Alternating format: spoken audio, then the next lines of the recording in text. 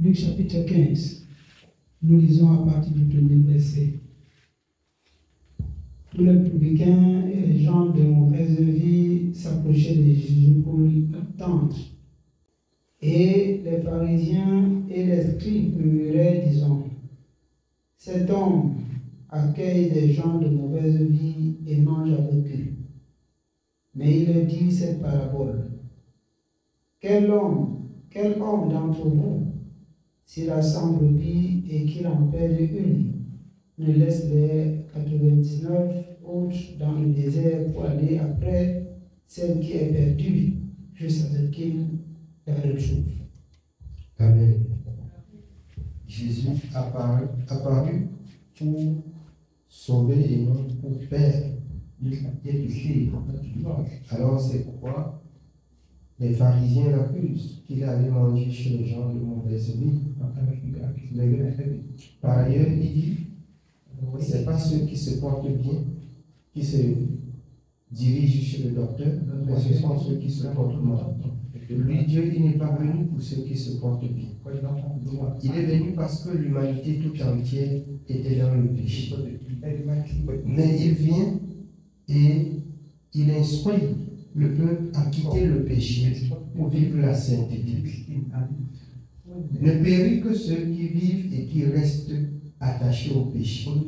Jésus a paru pour demander aux hommes, au peuple de la terre, de quitter le péché pour vivre la sainteté. Avant Jésus, Dieu, dans son amour, a donné la parole de la réponse à Moïse. Moïse était un homme comme toi et moi. Et Moïse, comme Josué, ne pouvait pas conduire le peuple jusqu'à destination. C'est pour cela que Dieu a tant aimé le monde qu'il porte sur la terre un regard de pitié pour envoyer Jésus, pour que Jésus marche et montre le chemin pour arriver à la vie aux hommes. Celui qui écoute et qui marche autrement doit mourir. Jésus est venu parce que les gens menaient la mauvaise vie.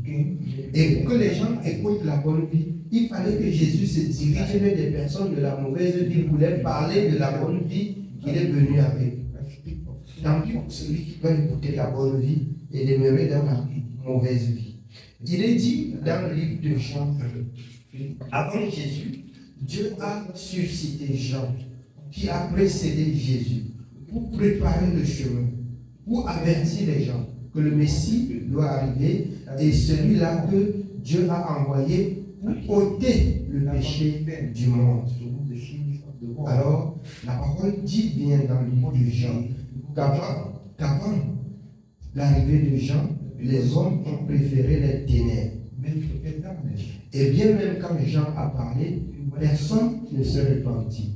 Jusqu'à ce que Jésus vienne. Et il dit à tous ceux qui l'ont reçu, à ceux qui croient en elle, il leur donne le pouvoir de devenir enfants de Dieu. Non pas que nous sommes nés de même père, que je dois être sauvé, tu dois être sauvé. Non pas que mon père est pasteur, je vais être sauvé. Pas que ma mère sait beaucoup Dieu, il va être sauvé. Chacun sait Dieu pour lui-même. La bénédiction de Dieu, c'est que si tu sais Dieu, Dieu doit avoir pitié de toi sur tes enfants. Mais si tu ne sais pas Dieu, la malédiction de Dieu te frappe aussi, ça descend jusqu'à tes enfants. Et voilà, en quelque sorte, la définition. Vous voyez par exemple dehors une famille des voleurs, c'est-à-dire la tête a été voleur, la famille marche, devient une famille des voleurs. C'est pas ça? La famille devient, parce que cette malédiction est restée attachée. Vous voyez une famille de prostitution, la famille reste prostituée. Vous voyez une famille où les gens se marient et après le mariage, quelques années, ils quittent le mariage. Parce que c'est cette malédiction qui engendre, qui encercle la famille. Et celui-là qui va se démarquer et croire à Jésus sera délivré. Il sera délivré. Jésus, C'est la mission de Jésus. Pour ceux qui auront aimé son avènement. Oui, bien aimé, on continue. Nous continuons au verset 5. Lorsqu'il a retrouvé, il la met avec joie sur ses épaules. Et de retour à la maison, il appelle ses amis et ses voisins et leur dit: réjouissez-vous avec moi, car j'ai retrouvé ma brebis qui était perdue. Les enfants de Dieu égarés partout dans le monde, lorsqu'ils entendent la voix de Dieu et se convertissent, Dieu a fait une mission avec Jésus pour ramener ceux-là. Et ça fait la joie de Dieu dans le ciel. Quand une âme se répand, et c'est la fête. Et il prend là l'exemple sur les brebis que tu as ici dans la bergerie. Beaucoup de poussins et un sort. Tu arrives à retrouver le un à l'extérieur. Ta voix est plus grande que ceux qui sont là à l'intérieur. C'est fait ainsi. Parce que tu n'as rien perdu. Au-dessus de cela, tu peux tuer même encore plusieurs là-bas. Pourquoi? Parce que Dieu a gardé. Ainsi, Dieu ne voulait perdre personne de ceux-là qui ont entendu la voix de Jésus. Dieu ne veut perdre personne de tous ceux qui ont entendu la voix de Jésus. C'est le temps pour nous de comprendre que si on a écouté, entendu la voix de Dieu, qu'on ne pêche plus et qu'on reste sur la protection du Très-Haut. Amen. Oui, bien aimé. On continue. De même, je vous le dis, il y aura plus de joie dans le ciel pour un seul pécheur qui se repent que pour 99 justes qui n'ont pas besoin de repentance. Il y aurait de la joie dans le ciel pour un seul pécheur qui se repent et qui marche dans la vérité, que 99 qui sont dans la maison de Dieu et qui n'ont pas besoin de repentance. Ils sont dans la maison de Dieu, mais ils trouvent qu'ils sont déjà arrivés. Ils n'ont pas besoin de repentance. Le un qui se repent, il y aurait de la joie dans le ciel. Il y aurait de la joie dans le ciel. Jour et nuit, sanctifions-nous. Vous donnez gloire à l'Éternel qui a tant aimé le monde pour envoyer Jésus-Christ. Beaucoup parlent de Dieu de bouche. C'est pour cela que, par ailleurs, vous avez appris ici au Cameroun, dans certaines assemblées, qu'on a même récupéré les armes dans les assemblées, tout ça là dans les médias. C'est pas ça.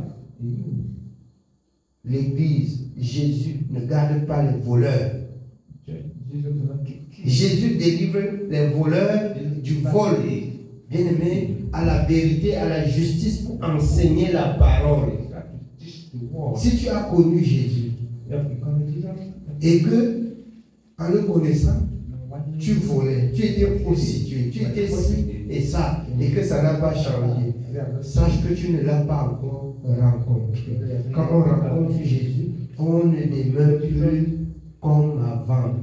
Les choses anciennes passent et toutes choses deviennent nouvelles dans ta vie. Tu peux prêcher Jésus.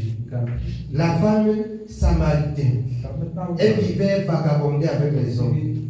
Elle était même à la maison avec un homme que son cœur n'était pas sur celui-là. Jésus, elle rencontre Jésus. Jésus lui dit: viens avec ton mari. Où est ton mari? Ton mari est où? Alors, elle a voulu raisonner. Jésus lui dit: voici ta vie, voici ceci, voici cela. Hey, elle se retourne et ouvre la Bible. Venez voir un homme qui m'a dit tout ce que j'ai fait, ne serait-ce en l'église. Elle a changé et elle a commencé à prêcher Jésus, à attirer l'attention des gens que le Messie est déjà là. À attirer l'attention des gens que le Messie est déjà là. Voilà pourquoi cette femme prostituée. Pour ceux qui ne croient pas que lorsqu'on est devenu enfant de Dieu, on ne vagabonde plus avec les hommes. En Israël, c'était une abomination. Quand tu faisais cela, on t'arrêtait, on te lapidait. On te lapidait. Et voici Jésus, il marchait, il rencontre les hommes de l'ordre qui disaient que cette femme a commis l'adultère. Elle a commis la fornication. C'est écrit dans le livre de Moïse. Quand on voit de telles femmes, on tape, on tue. Jésus, qui est venu pour sauver et non pour perdre. Alors, la grâce de Dieu n'était plus la loi. Jésus, c'est la grâce de Dieu. Mais par rapport à la loi donnée à Moïse, il fallait que cette femme meure. Mais rencontrant Jésus, Jésus voyant son ignorance, alors dit, si quelqu'un parmi vous qui l'accusait n'a pas encore péché, il jette la première pierre sur cette femme. Puisque c'était des femmes pécheurs qui parlaient, Jésus se couvre pour écrire quelque chose au sol. En se levant, tout s'est parti. Femme, voici la grâce de Dieu. Où sont ceux-là qui te condamnent? Ils sont partis. Moi aussi, non plus, je ne te condamne pas. Va et ne pêche plus, de peur que quelque chose de pire ne t'arrive. Si tu rencontres Jésus, tu pêches encore, ce qui va t'arriver sera pire. Ce qui va t'arriver sera pire. Quand on rencontre Jésus, on ne pêche plus.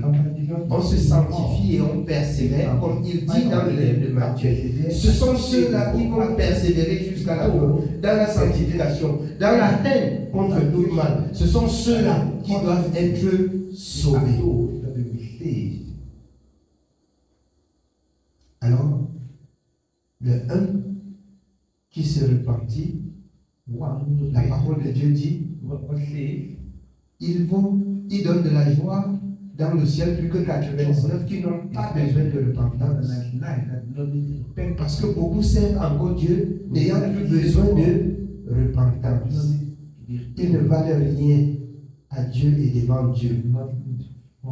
Si vous avez rencontré Jésus, sanctifiez-vous tous les jours pour être agréable à Jésus. Là, ça donne de la joie dans le ciel. Jésus dit, j'ai les enfants là sur la terre. Alors, quand vous écoutez Job, il disait tous les jours, il offrait des offrandes et des sacrifices tous les jours. C'est ça, ce symbole de la sanctification, et il persévérait. Il persévérait dans la sanctification et dans la sanctification. Ainsi, il veillait sur sa maison. Amen. Oui, on continue. Nous continuons au verset 8 et chapitre 15. Pour quelle femme, si elle a 10 drapes et qu'elle en perd une, n'allume une lampe, ne balaie la maison et ne cherche avec soin jusqu'à ce qu'elle la retrouve. Lorsqu'elle l'a retrouvée, elle appelle ses amis et ses voisins et dit, réjouissez-vous avec moi, car j'ai retrouvé la drame que j'avais perdue. Je vais vous dire quelque chose. Tu as 10 pièces de 100 francs. Pour ceux qui ont vécu le temps avant, 100 francs avant était l'argent et beaucoup d'argent. On pouvait acheter même 3 régimes de bananes avec 100 francs. Je prends un exemple. Dans le village où j'ai grandi, et sur les bananes que je vendais, parce qu'il y a des régimes que nous on partait au marché, on vendait à 25. On vendait les régimes de bananes à 25. Quand nous portait quoi au marché. Dieu dit que tu as vendu comme ça jusqu'à tu as 10 pièces de 100 francs. Mais tu arrives à la maison, une pièce de 100 francs tombe. Est-ce que c'est encore 1000 francs? Il va rester 900. Tu recules tous les assiettes à la maison, tu balances tout, tu balayes jusqu'à tu trouves. Tous ceux qui étaient dehors, il y avait un autre régime. Là-bas, quelques coins de la maison, tout le monde. Tu dis venez, venez, venez d'abord. il vient, tu portes le régime là, comme manger tout ça. Parce que ma pièce de 100 francs que j'ai égarée, j'ai retrouvé. Ainsi la joie. Ainsi la joie. Oui, bien aimé, on continue.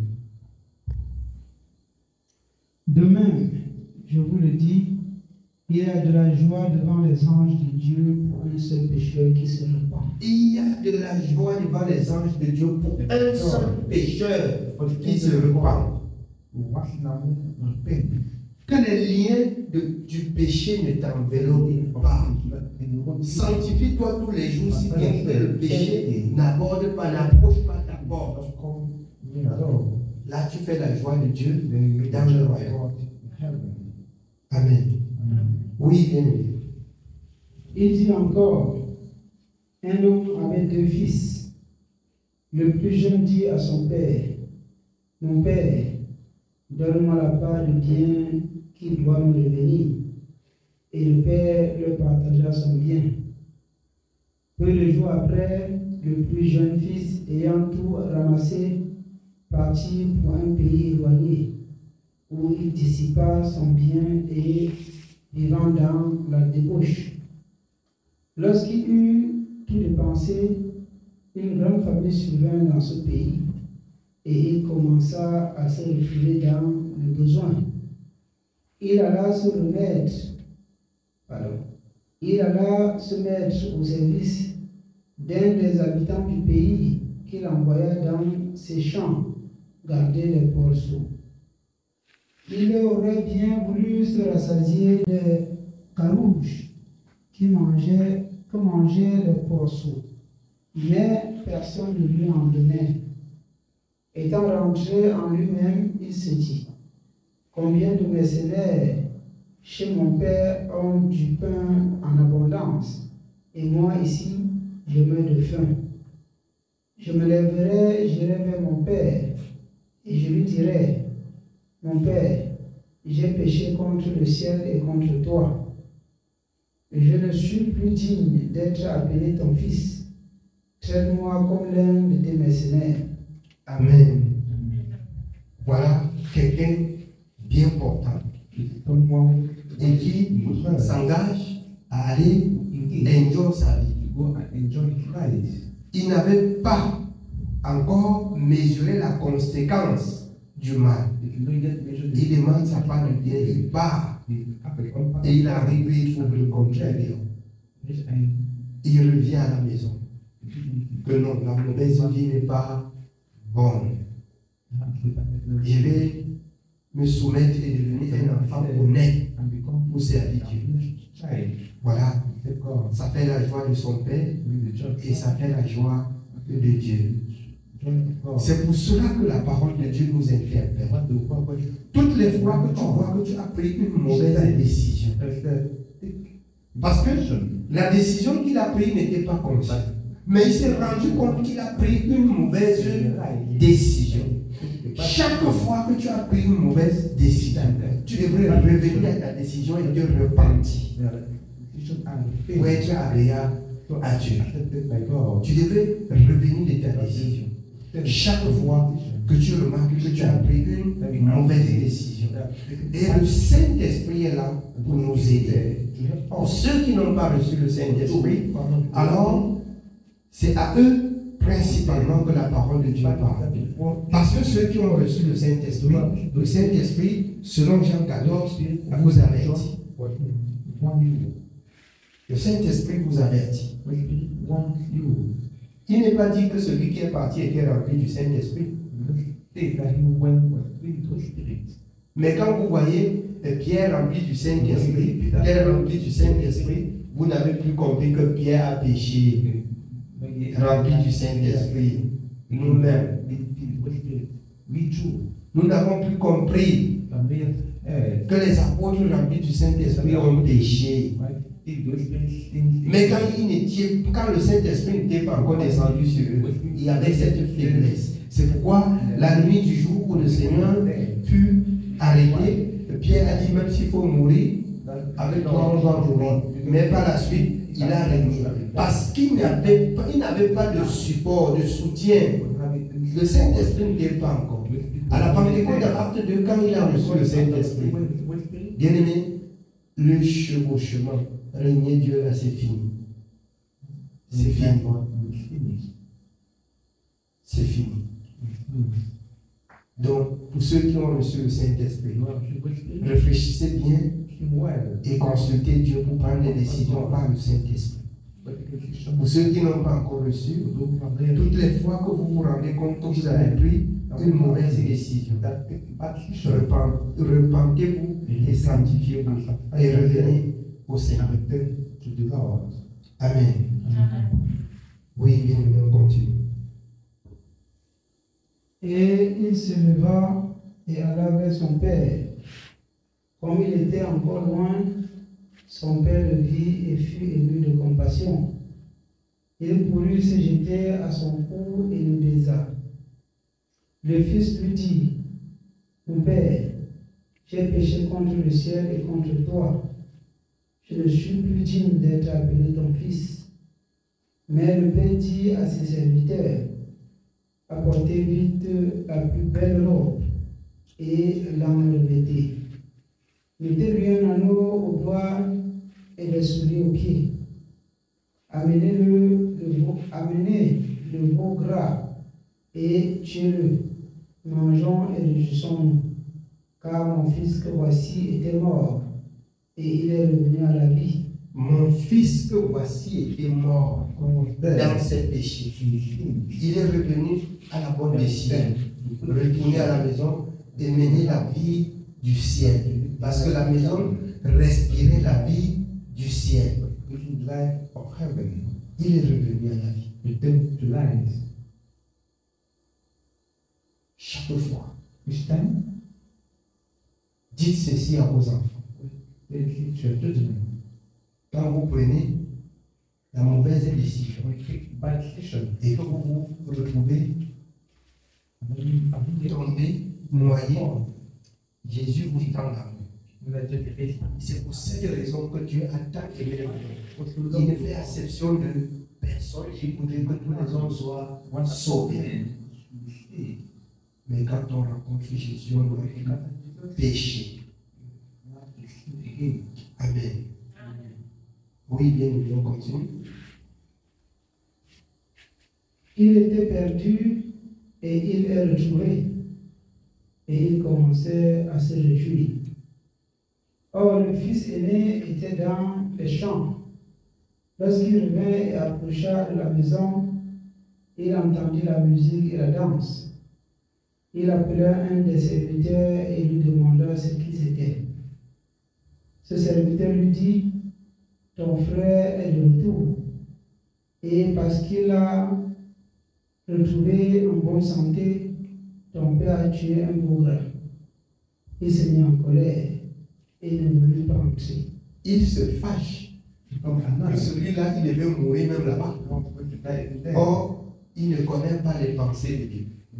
C'est ainsi que, alors, quand même notre bien-aimé voyait son ennemi, elle dit que qui fait qu'il tombe, il meurt. Alors, ne connaissant pas les pensées de Dieu, Dieu est miséricordieux. Jésus a paru pour sauver et non pour perdre. Il doit avoir de la joie pour quelqu'un qui, étant dans l'ignorance, prend conscience de revenir dans la vérité. On ne doit pas lui condamner. Amen. Oui, bien aimé, on continue. Il se mit en colère et ne voulut pas entrer. Son père sortit et le pria d'entrer.